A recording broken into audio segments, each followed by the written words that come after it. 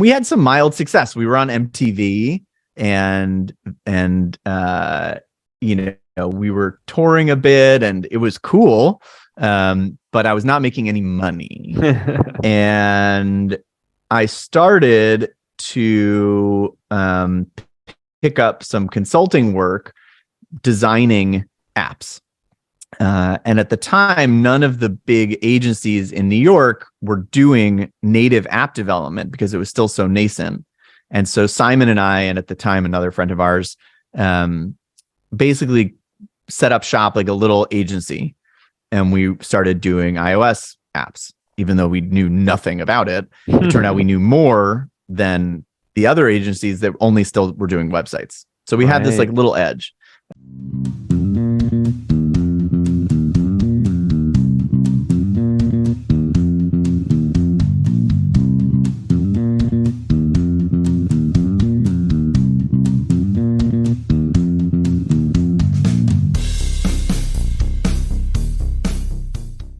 Today we have Paul Canetti, and Paul is a product designer, an expert. He's founded several and exited successfully several companies, including MAZ, which I interned for long ago. And he's consulted with brands as wide-ranging as TikTok, L'Oreal, General Electric, and Citigroup.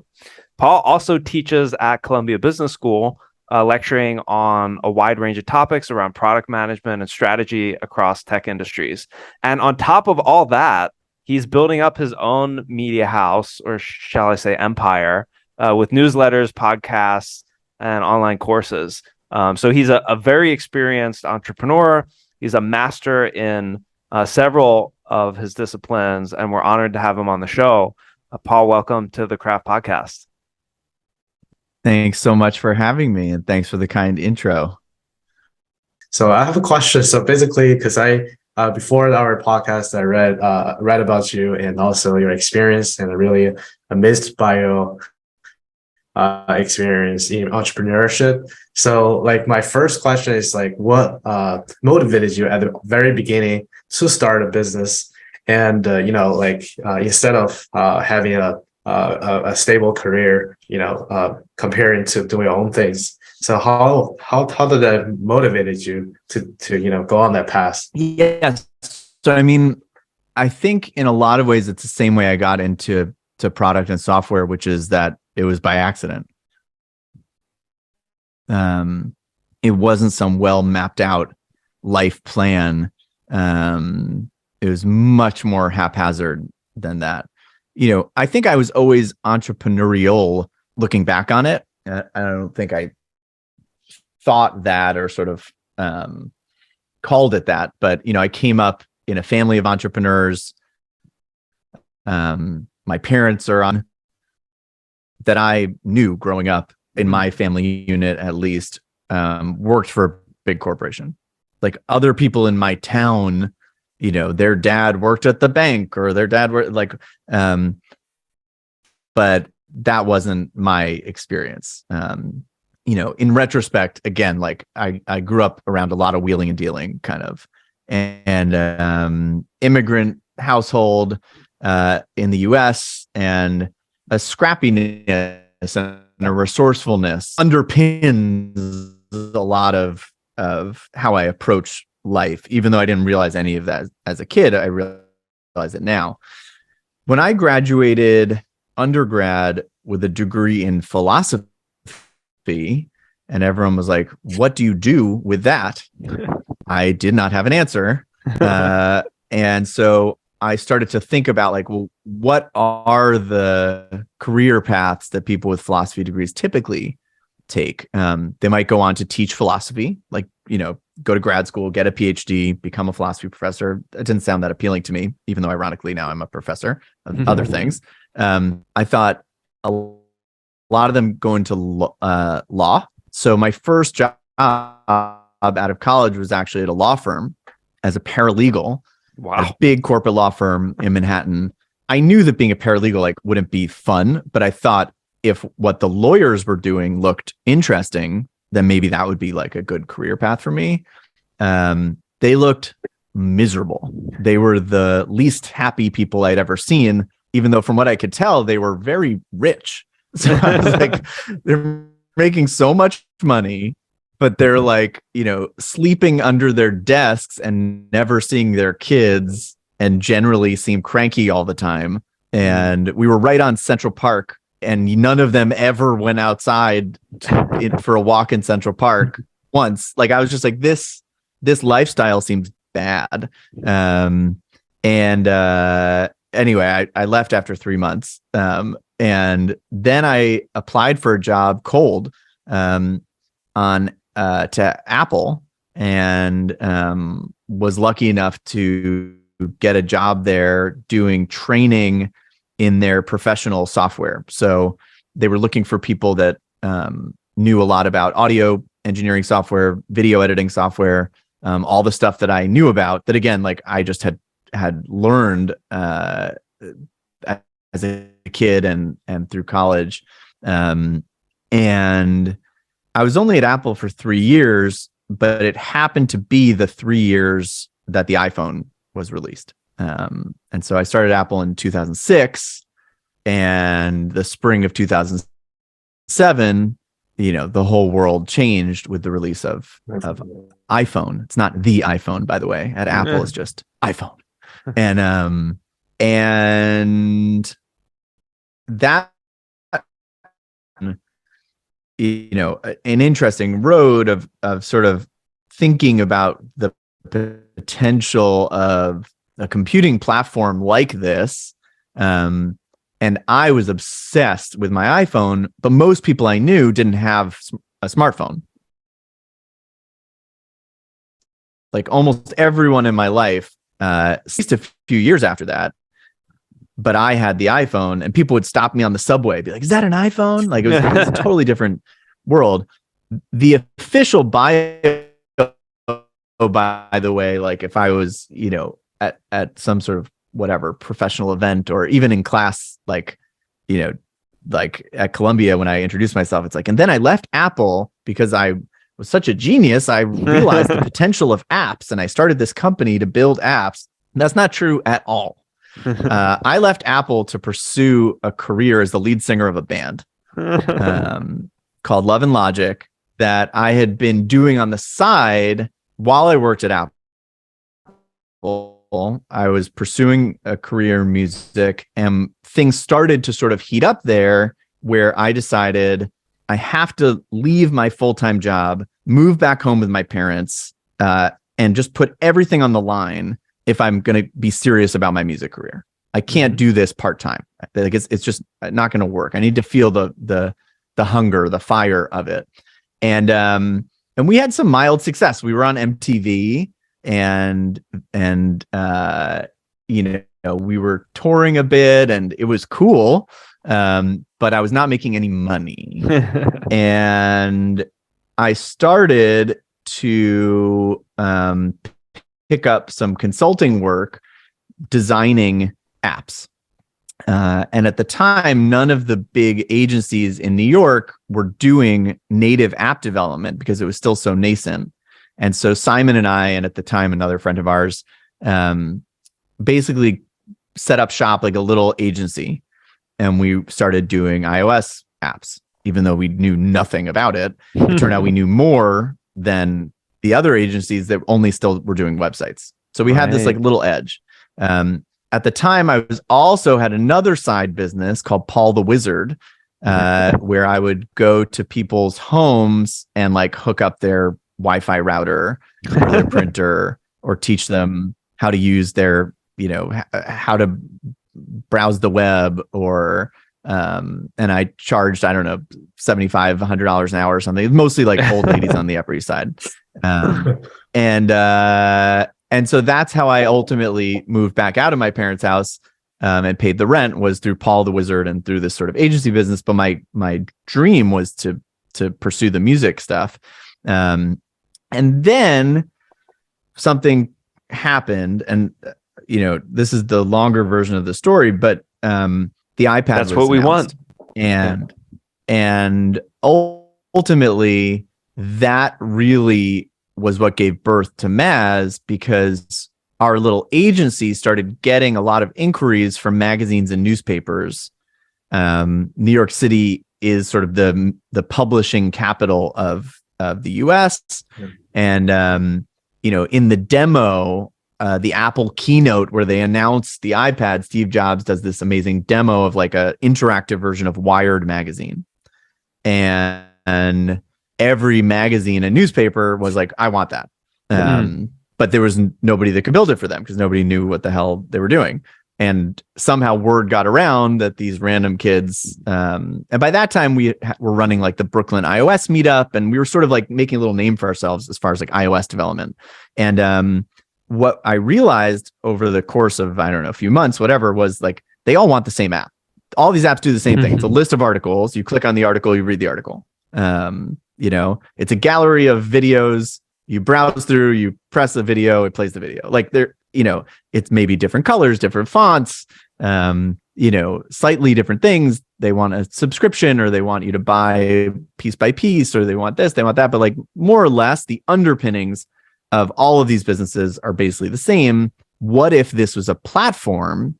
But again, it wasn't like, let's do a startup. It was like, we could make our agency more efficient if we built a generic tool that we could just use again and again and again. And initially it was like, we'll sell it as a bespoke, project. But on the back end, if we've already built a few apps like this, we could probably just leverage the same scaffolding like again and again and again. Right. And that's what led us down the road. We eventually met Shika Arora on LinkedIn, also completely random. I was just like trolling on LinkedIn, and she sent me a message. She's like, I'm a senior engineer at Adobe. I helped make the Wired demo in the Apple keynote. What you're doing looks cool. Like, can we talk? And I was like, yes. Actually, I think my first message back to her was, do you know any iOS developers? And she was like, I am an iOS developer. I was like, yes. And of course, she ended up being our CTO and co-founder. So like, eventually we realized we were running a software business, and like at some point we thought, oh, maybe we should raise money. Oh, maybe we should hire a team. Oh, maybe like, but it was very organic. That started to really work. I sort of realized, okay, this is a better path than the music stuff. And that was also a really hard decision, but like, I felt like I was at the end of the day, I was creatively spent. It wasn't like I was with my other jobs where I like was coming home and then was staying up to 4 a.m. making music. Like the creative process of designing software was kind of like doing it for me. And I was like, okay, this is a growing industry. We're actually making money and I'm getting my creative juices flowing. Like maybe this is the career for me, and that's really how it started. Wow. That's really wonderful experience.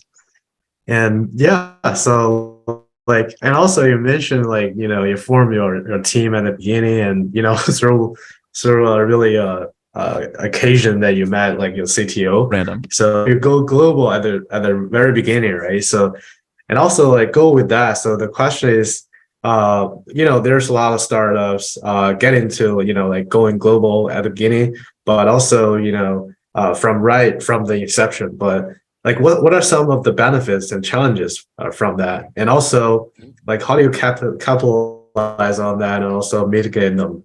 So can you elaborate more on that? Yeah.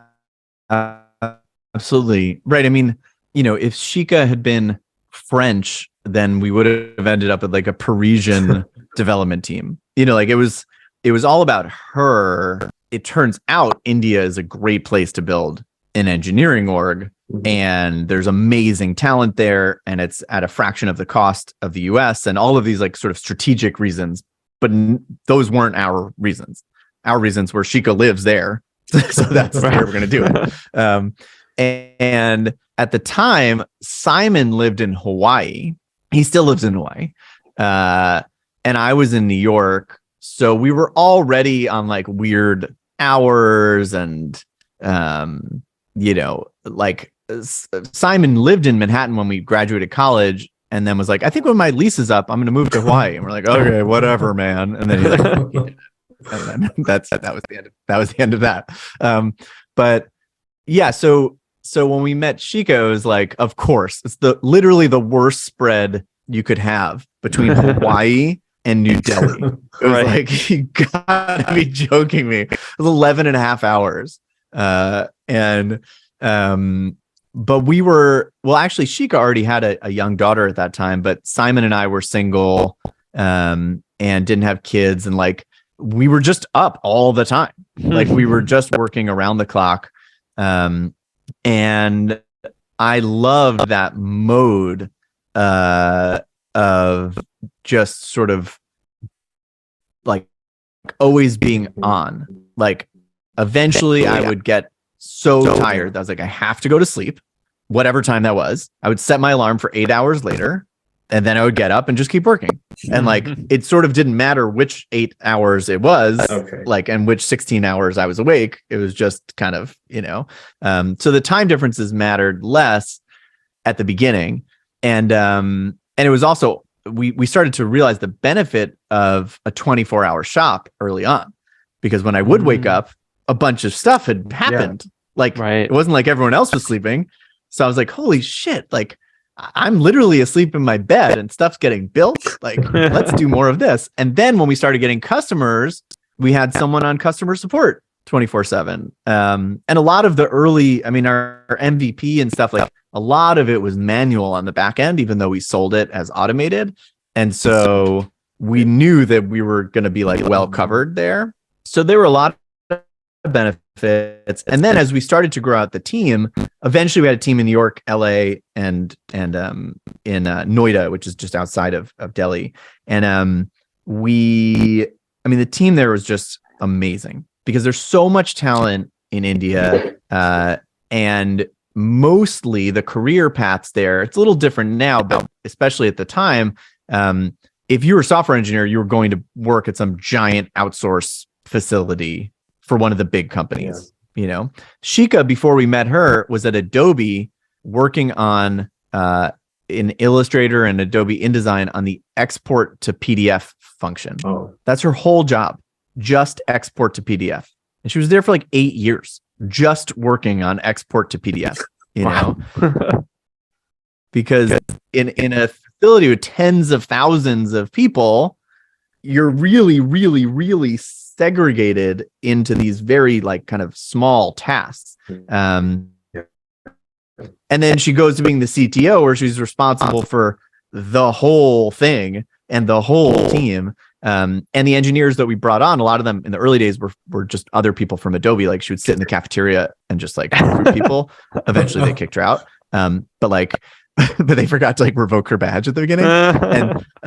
And it was, they were coming in and we're like, great, we need you to build out the whole Android solution. And they were like, I get like to bite off a big piece of this, which really just wasn't like available to me. And we were able to pay competitive wages, because relative to US salaries, it was still so much lower that we were able to really build out a team that like, it was like a cheat code. Like we shouldn't have been able to build so much software in the amount of time we did on the budget we had, but we had the secret weapon of the Indian team. As far as the drawbacks, definitely time zone sucks. Remote teams in general suck. Like, I know that's uncool to say in 2023, but like it is fun and productive to be in an office with your coworkers, bouncing ideas off each other, walking to lunch together. Like all the good stuff happens in the hallway. And you totally lose all of that. We had a culture of remote work from the beginning, but when you walked into the MAZ India office, that place was bumping. Like, obviously you've been in the MAZ New York office. Imagine an office with 3 or 4 times as many people, and 2 stories. And just like, it was so fun to go to MAZ India, because within that office, there was a really tight culture. Within the New York office, there was a really tight culture. But the 2 teams didn't know each other that well, Right. So we had to really be conscious about almost like exchange program kind of thing, where every quarter we would send people back and forth to visit for a week, get to know everyone, try to, manufacture calls that were a little more social in nature. And the only other drawback really was cultural in the software itself. So like in the US, there was certainly an aesthetic that was sort of intrinsically apparent.